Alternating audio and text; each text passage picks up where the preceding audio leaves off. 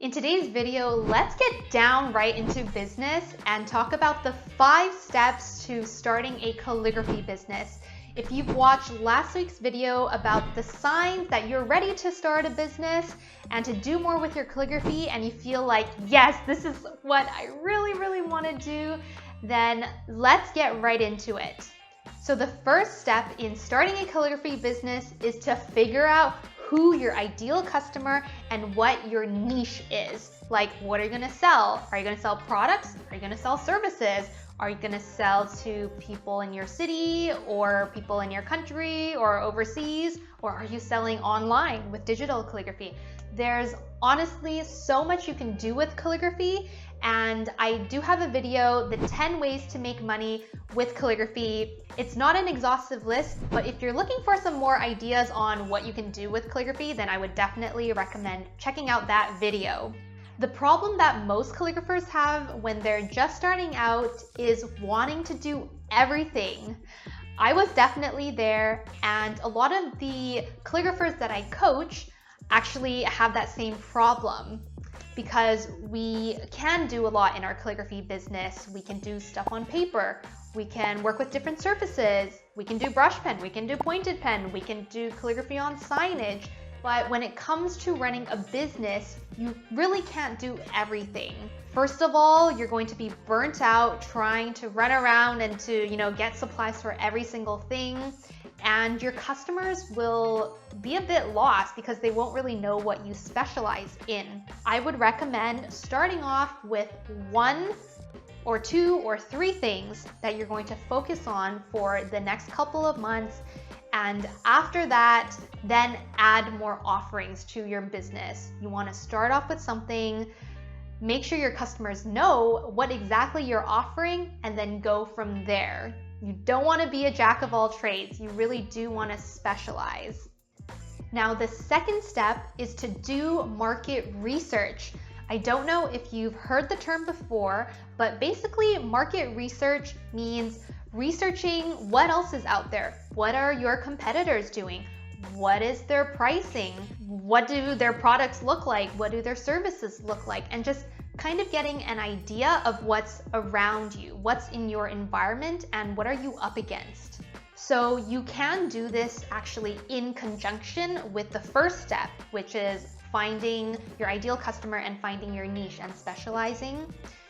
You can do it together with that step, but you don't necessarily have to. You can figure out what you want to do and then research the market for that specific niche. Maybe it's the wedding industry. Maybe it's greeting cards for families during the holiday time. So to start off with market research, I would always suggest going to Google. You can type in Vancouver calligrapher workshops and see what's there if you're planning to workshops, or wedding calligrapher and see who's selling wedding services in your area. I would also look on Instagram, maybe check out the hashtag for your city plus calligrapher. So Vancouver calligrapher, for example. Another big part about doing market research is figuring out what exactly your customers want. How do you know that what you're going to offer is something that they want to buy? So this is where the market research comes in. The other part of it is seeing, does this make sense for your customer? Is this something that your customer wants? And how can you tailor your services to meet the market demand? So how can you do this? Well, first of all, if you know people who are in your ideal target market, then you can reach out to them, and maybe they're your friend. You can just say, hey Sally, I'm thinking of doing this and this in my business. What do you think? Is this something that you think, people like you would potentially be interested in?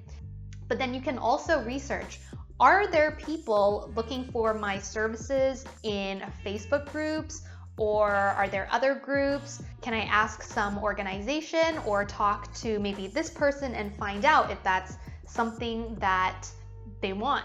There's a lot of ways to do market research, and that includes talking to people, doing surveys, and you can just test things out by coming up with a few things and then throwing it out there.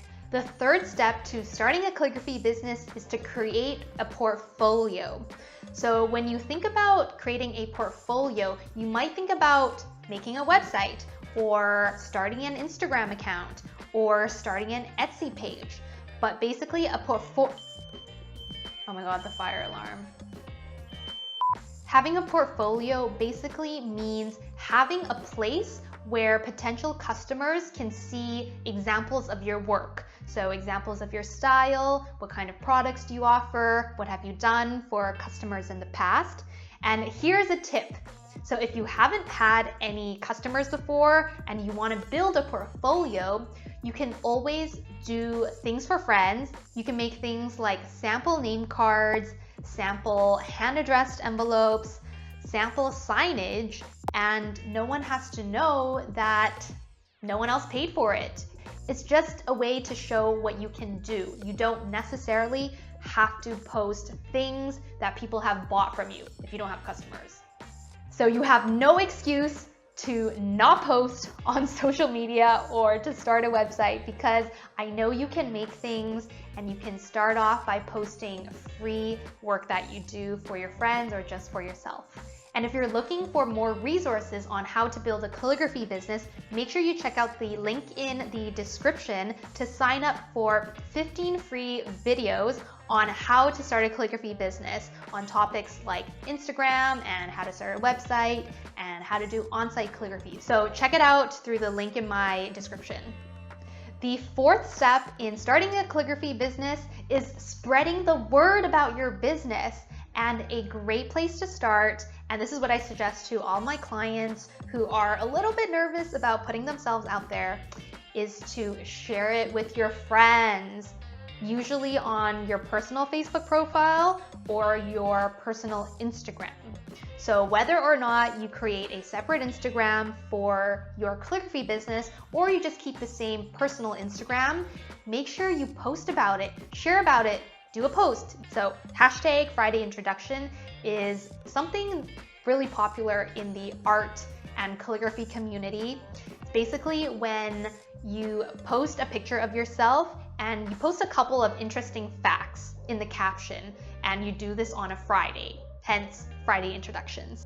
So that's always a great place to start, and I recommend you sharing about it to your friends and your family and your network, because friends and your community will always be your first supporters. And if you are looking for a community of calligraphers who are doing the same thing as you and building a calligraphy business, you can check the link in my description to join my free Facebook group with over 350 calligraphers. And we have a supportive community helping each other on things like pricing and, problems that a calligrapher has or problems with customers. So make sure you check that out if you want to join a community. And the fifth step to starting a successful calligraphy business is to be persistent and never give up, keep going, and to have courage. I know that starting a business can be very difficult and stressful at times, but you're really in it for the long run. If you want to make fast cash, then get a job. But if you want to run a sustainable business that is really rewarding, then it's gonna take some time and effort. And so I just wanted to remind you that no matter how hard it gets, just keep going. You can totally do this. So if you haven't subscribed to my channel yet, subscribe and give me a thumbs up and let me know in the comments, did you find this video useful? And what are you going to do next in your calligraphy business? I'm so curious. I am very active on Instagram, so if you haven't followed me on Instagram yet, I would love to connect with you. I share a lot more behind the scenes of my calligraphy business and also a lot more tips on how you can do more in your business. If you're ready to do more with your calligraphy business, make sure you check out the 10 ways that you can make money with calligraphy right here. And with that said, good luck, you can do this, and I'll see you in the next video. See ya.